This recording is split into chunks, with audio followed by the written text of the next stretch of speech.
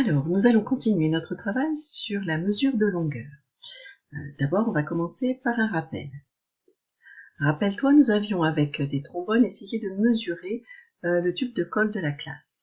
Alors, on avait vu que dans un premier temps, il fallait bien positionner les tubes de colle.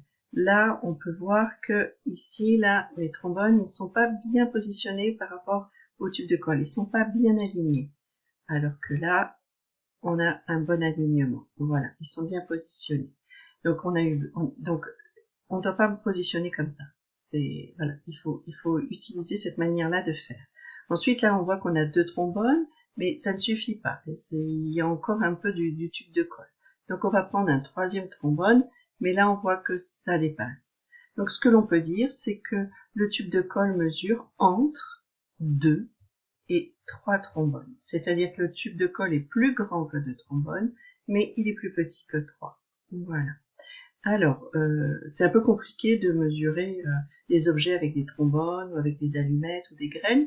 C'est la raison pour laquelle on utilise dans le monde entier une unité de mesure qui s'appelle le mètre. Alors, tu connais bien le mètre parce que, en fait, c'est la longueur de la règle du tableau de la classe. La règle jaune, elle mesure 1 mètre. Et tu vois, on écrit le mot 1 mètre et on utilise comme abréviation un petit m. Quand tu vois écrit un petit m comme ça veut dire 1 mètre. Alors c'est un petit peu compliqué avec la règle jaune du tableau de mesurer un tube de colle ou de mesurer une fourmi. Donc on va utiliser des sous-unités du mètre et notamment il y a une sous-unité qu'on utilise beaucoup, c'est le centimètre. Et ta règle à toi, elle est en centimètres. Généralement, il y a 20 centimètres sur ta règle. Alors regarde, le mot centimètre s'écrit comme ça. Et comme c'est un petit peu long, on va utiliser le petit c de centi et le petit m de mètre. Quand tu regardes ce mot, on voit le mot 100 dedans. Parce qu'en fait, 100 cm, c'est 1 mètre. Mais ça, on le réservera pour le CE1 et le CE2. Allez, on observe d'un peu plus près cette règle. Donc, sur cette règle, il y a des chiffres. 0, 1, 2, 3, 4.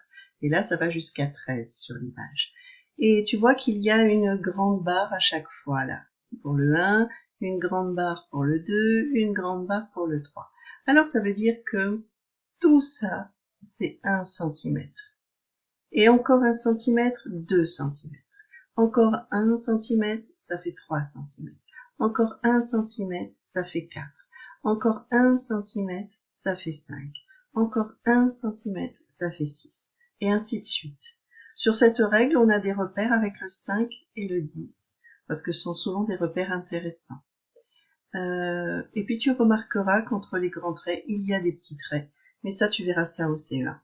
Alors, comment, avec ma règle graduée, je vais pouvoir mesurer le tube de colle? Alors regarde, là, on a positionné la règle de cette façon-là.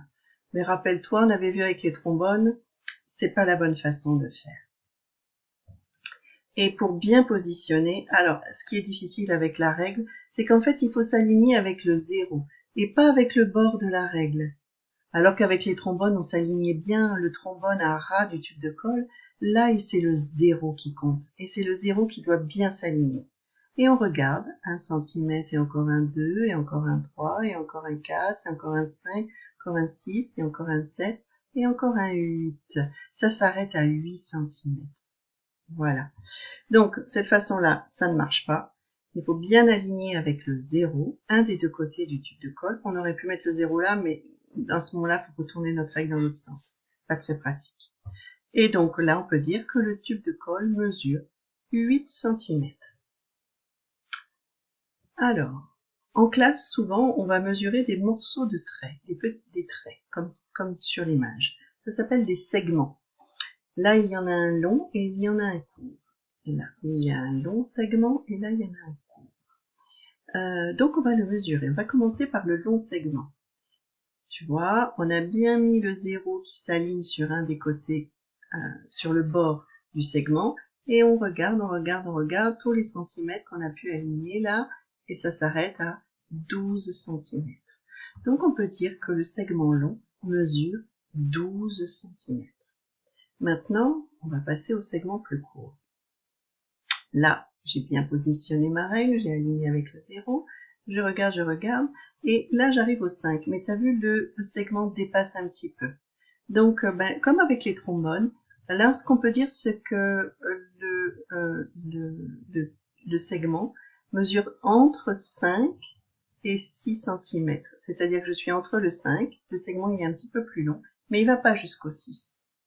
Donc là, ce que je peux dire, c'est que le segment court mesure entre 5 et 6 cm. Voilà. Eh bien, c'est terminé pour aujourd'hui.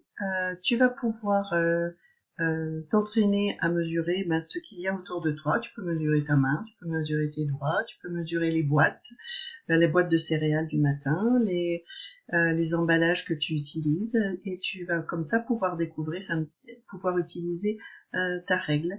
Et n'oublie pas qu'elle est en centimètres. Voilà. À bientôt.